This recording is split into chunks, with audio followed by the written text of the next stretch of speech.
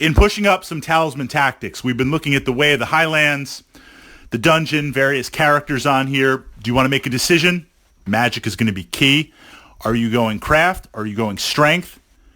But what about life? Because ultimately, if you lose all your life, you're dead. You lose your items. Maybe you're playing with the respawn or you're playing with drawing another character.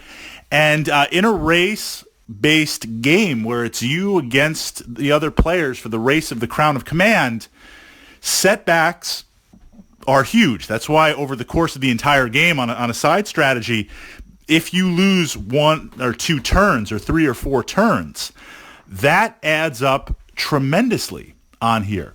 So to get killed midway through or towards the end phase of the game is huge. We want to keep an eye on life.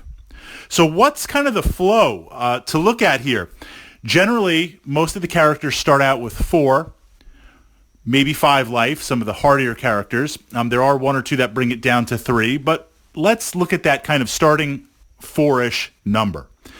The ways that you lose life in the game. Failing an encounter, whether it's craft or strength. Getting hit by an event where it could be an outright lose 1 life like Pestilence, or it could be dice off against a craft or a strength number like the Blizzard.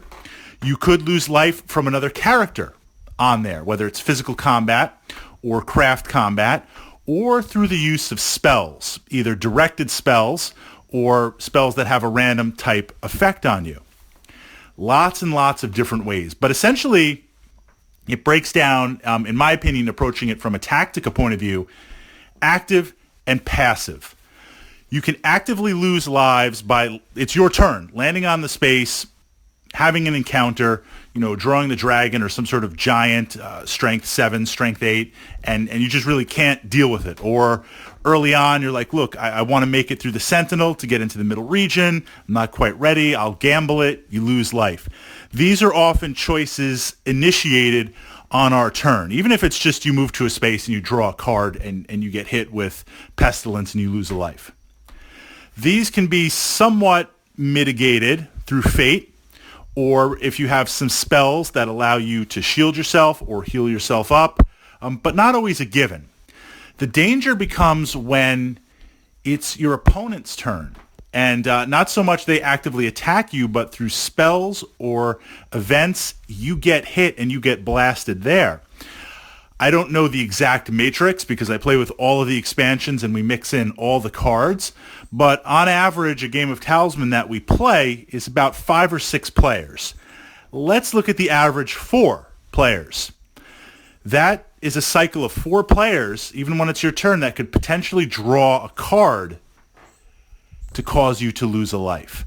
So in exploring this idea, you start out at 4 life, you go down to 3, maybe you go down to 2. A lot of players will start to look and say, okay, if I have 2 or 3 life, that's when I want to start worrying about it.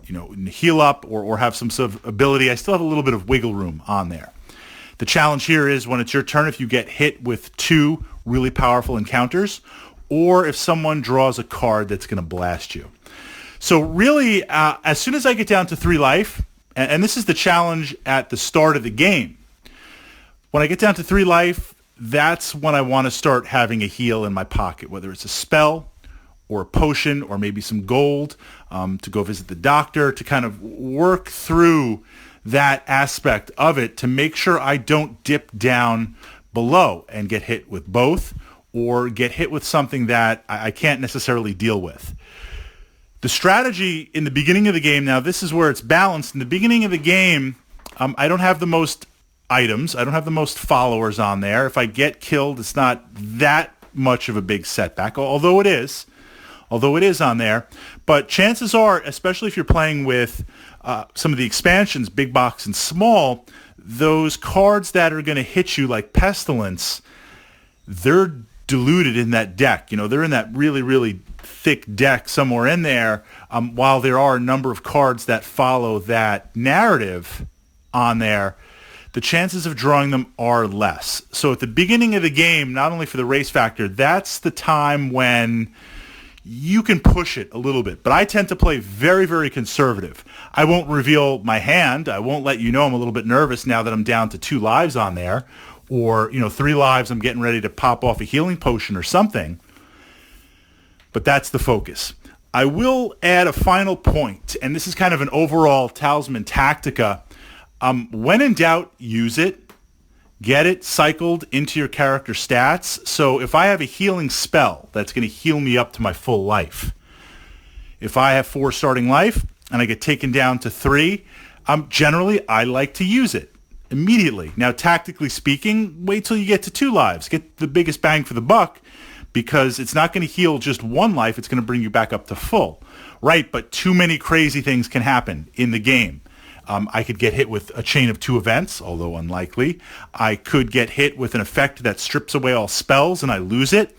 One of the friends I play with, he's notorious for holding on to counter spells and waiting for the most devastating time to use it. So I could get hit with that. I mean, a lot of things can strip you of items, spells, and abilities.